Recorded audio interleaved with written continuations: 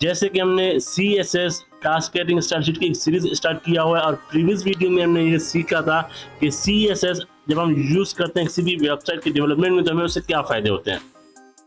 आज की वीडियो में हम काफ़ी चीज़ें सीखने वाले हैं और ये काफ़ी इंपॉर्टेंट है एज अ बिगिनर। अगर आप ये चीज़ें समझ लेते हैं तो आपको किसी भी इंटरव्यू में ये सवाल पूछे जा सकते हैं। तो इसीलिए आपको वीडियो कंप्लीट देखना है और समझना है कि हम जो CSS है उसके सिंटैक्स क्या है, जिस तरीके से हम जो भी प्रोग्रामिंग लैंग्वेज यूज़ करते हैं जैसे HTML है, CSS है, जावास्क्रिप्ट है, पाइथन है, जावा है, काफ़ी ऐसे प्रोग्रामिंग लैंग्वेज उनके सिंटैक्स हैं। सेम एज हमारे पास CSS को यूज़ करने के भी सिंटैक्स है और उसके हमारे पास 3 तरीके थे यूज़ करने या इम्प्लीमेंट करने के किसी भी वेबसाइट डेवलपमेंट के दौरान। चलें स्टार्ट करते हैं अपने वीडियो को और मैं यहाँ पे सबसे पहले एक फाइल क्रिएट करता हूँ index.html का। जैसे कि आपको पता है कि हम जब भी कोई HTML की डॉक्यूमेंट को सेव करते हैं तो उसकी एक एक्सटेंशन है .html। उसी तरीके से हमारे पास जब आप CSS की कोई भी एक एक्सटर्नल फाइल को सेव करेंगे या क्रिएट करेंगे तो उसकी भी एक हमारे पास एक्सटेंशन, उसका नाम है .css। अब मैं यहाँ एक फाइल क्रिएट कर लेता हूँ style.css। तो ये हमारे पास एक एक्सटर्नल फाइल क्रिएट हो गई है जिसको हमने सेव किया हुआ है एक एक्सटेंशन के साथ, वो है .css और उस फाइल का जो नाम है स्टाइल। अब यहाँ पे मैं बॉलर प्लेट के लिए यूज़ करूँगा ताकि मैं हमारे जितने भी HTML की जो बेसिक कंटेंट्स जो एलिमेंट्स हैं वो आ जाए हमारे पास। मैं इसको नाम देता हूँ डॉक्यूमेंट को कि CSS ट्यूटोरियल 1, ठीक है। अच्छा, अब यहाँ पे एक चीज़ ध्यान में रखें कि जब भी आप CSS को यूज़ करेंगे उसको 3 तरीके से इम्प्लीमेंट करने के, लेकिन पहले हम CSS की सिंटैक्स को समझ लेते हैं कि आप CSS को जब भी आप कोई भी इम्प्लीमेंट करते हैं तो उसकी सिंटैक्स क्या है। अब मैं स्टार्ट कर लेता हूँ कि इंटरनल, जब हम किसी भी फाइल के अंदर इंटरनल यूज़ करते हैं तो कैसे यूज़ करेंगे। अब यहाँ पे मैं एक टैग यूज़ करूँगा स्टाइल, ओपनिंग एंड क्लोजिंग हम ऐड कर देंगे। अब यहाँ पे आप अपने जो CSS की कोडिंग आप जब स्टार्ट करेंगे, मैं लिख लेता हूँ कि बॉडी, और जो बॉडी है हमारे पास ये एक टैग है, ठीक है, एलिमेंट है HTML की, ठीक है। अब ये हमारे पास आ गया, हमने इसको एक्सेस किया है। अब ये हमारे पास एलिमेंट सिलेक्टर कहलाता है, ठीक है। जो बॉडी है यहाँ पे हमारे पास एलिमेंट सिलेक्टर है, ये हमारे पास कर्ली ब्रेसेस है, ठीक है। अब इसके अंदर हम एक प्रॉपर्टी अप्लाई करेंगे, जैसे मैं कहता हूँ कि बैकग्राउंड कलर, ये एक प्रॉपर्टी। अब हर प्रॉपर्टी की एक वैल्यू होती है और वैल्यू में दूंगा कि मुझे इसकी बैकग्राउंड जो कलर है वो चेंज हो, जैसे मैं कहता हूँ कि ब्राउन हो, ठीक हो गया। अब इस तरीके से हमारा जो बैकग्राउंड का कलर है वो चेंज हो जाएगा। अगर मैं यहाँ पे गो लाइव पे जाऊँ तो हमारा जो लाइव सर्वर इसको स्टार्ट करेगा और जो भी हमने यहाँ पे चीज़ें इम्प्लीमेंट की वो यहाँ पे आ जाएंगी, ठीक है। ये देखिए आ गया हमारे पास कि जो हमारा बैकग्राउंड का कलर है वो चेंज हो गया बॉडी का, ठीक है। अब अगर मैं यहाँ पे कोई भी कंटेंट ऐड करता हूँ, ठीक है, मैं लिखता हूँ कि H1 welcome to CSS course, ठीक है। अब ये आ गया हमारे पास, लेकिन मैं चाहता हूँ इसकी भी कलर चेंज हो।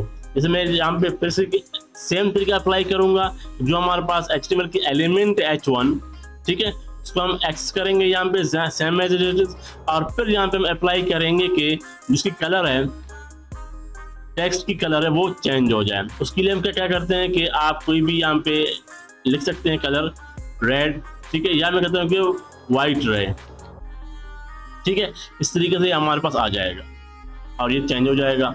अब नेक्स्ट हमारे पास क्या है कि आप इन्हीं चीज़ों को, ये हमारे पास इनलाइन इंटरनल CSS कहलाता है कि आप जब भी किसी भी चीज़ वेबसाइट की डेवलपमेंट करते हैं तो आपके पास 3 तरीके हैं, ठीक है। पहला तरीका क्या है कि आप इंटरनल CSS इम्प्लीमेंट करें, सेकेंड है हमारे पास इनलाइन और थर्ड है एक्सटर्नल।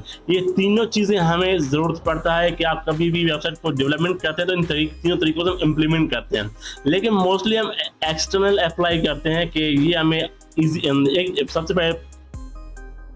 पहले तो एक्सटर्नल चीज़ें इम्प्लीमेंट करना ईजी है। दूसरा कि जो आपका फाइल का साइज़ है वो काफ़ी कम होता है और जो पेज का लोडिंग है वो इंक्रीज होता है, यानी कि फास्ट होती है, ठीक है। और जो इनलाइन और एक्सटर्नल ये आपके जो वेबसाइट की जो पेज की साइज इसको इंक्रीज करता है और लोडिंग भी यानी कि काफ़ी लो रहती है, ठीक है। अच्छा, अब इन्हीं चीज़ों को अगर मैं चाहता हूँ कि इनलाइन इम्प्लीमेंट करूँ, ठीक है। अब उसके लिए आप क्या करेंगे, आप इन्हीं चीज़ों को यहाँ पे जाके बॉडी पे अप्लाई करेंगे। उसके लिए हम जाएंगे एक एट्रीब्यूट यूज़ करेंगे स्टाइल का और एंटर कर देंगे, ठीक है। अब यहाँ पे हम अपना तमाम चीज़ें ऐड करेंगे। तो मैं यहाँ इसको कॉपी करके इस तरीके से और यहाँ पे मैं इसको पेस्ट कर दूंगा, ठीक है। अब इसकी मुझे कोई ज़रूरत नहीं है, ठीक है। अब हम चाहेंगे, देखिए सेम रिजल्ट हमारे पास वही सेम डिस्प्ले आ रहा है जो हमने एक इंटरनल CSS इम्प्लीमेंट किया था। हम H1 के लिए भी यही तरीका अप्लाई करेंगे, स्टाइल, ठीक है। और यहाँ से हम इसको कॉपी कर यहाँ पे इसको पेस्ट कर देंगे। तो हमारे पास क्या होगा, अब इसकी कोई ज़रूरत नहीं है, इंटरनल जो हमारा CSS है उसकी कोई ज़रूरत नहीं है। हमारा जो एक तो लाइन्स है वो कम हो गए और जो हमारा CSS है वो एज इनलाइन इम्प्लीमेंट हो गया, ठीक है। और सेम हमारा रिजल्ट आ रहा है। तो ये दो तरीके हैं आपके पास, काफ़ी इजी है कि आपके पास CSS को इंटरनल और इनलाइन किस तरीके से इम्प्लीमेंट करते हैं, ठीक है। अब यही सेम तरीका अगर आप चाहते हैं कि आप इम्प्लीमेंट करें अपने किसी भी वेब पेज पे किसी एक्सटर्नल फाइल में, तो उसमें आप क्या करेंगे कि आप एक, जैसे हमने यहाँ पे एक एक्सटर्नल फाइल क्रिएट किया, उसको एक नाम दिया और .css के नाम जो एक्सटेंशन उसमें हमने सेव किया, ठीक है। अब यही तमाम चीज़ें हम वहाँ पे अपने लिए ऐड करेंगे, ठीक है। अब लेकिन जो तरीका हमने यहाँ पे इम्प्लीमेंट किया इनलाइन में जो था वो डिफरेंट है। सेम ऐसे जिस तरीके से हमने वहाँ यूज़ किया था इनलाइन इंटरनल में, हम वो तरीका अप्लाई करेंगे अपने एक्सटर्नल फाइल में, ठीक है।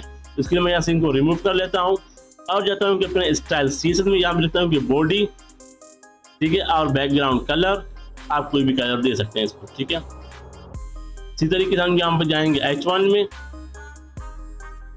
और यहाँ पे अप्लाई करेंगे इसी कलर के लिए, ठीक है। और कलर आप दे दें वाइट, सही हो गया।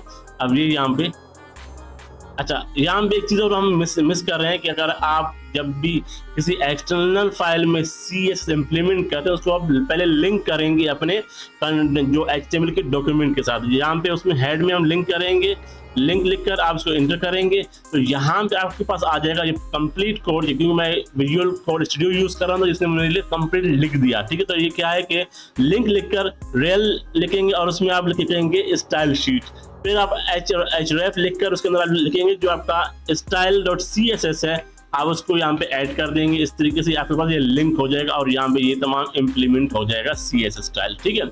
अब ये आपके लिए काफ़ी इजी है।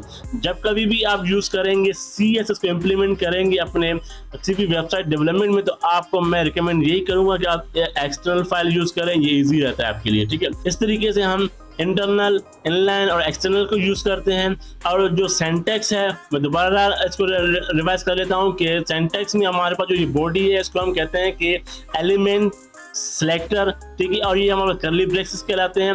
ये जो हमारे पास जो नाम ने दिया हुआ है चीज़ बैकग्राउंड कलर, ये हमारे पास प्रॉपर्टी कहलाती है, ठीक है, CSS में। और ये हमारे पास उसकी वैल्यू होती है। सेम ये तमाम हमारे पास ऐसे ही चलता रहेगा, ठीक है। उम्मीद है आपको समझ में आ चुका होगा। कोई भी इशू आता है आप प्लीज इस वीडियो में कमेंट बॉक्स में कमेंट कर दें। वीडियो को लाजमी लाइक करें, शेयर करें, चैनल को सब्सक्राइब करना मत भूलिएगा। मिलते हैं अगले वीडियो में। अल्लाह हाफिज़।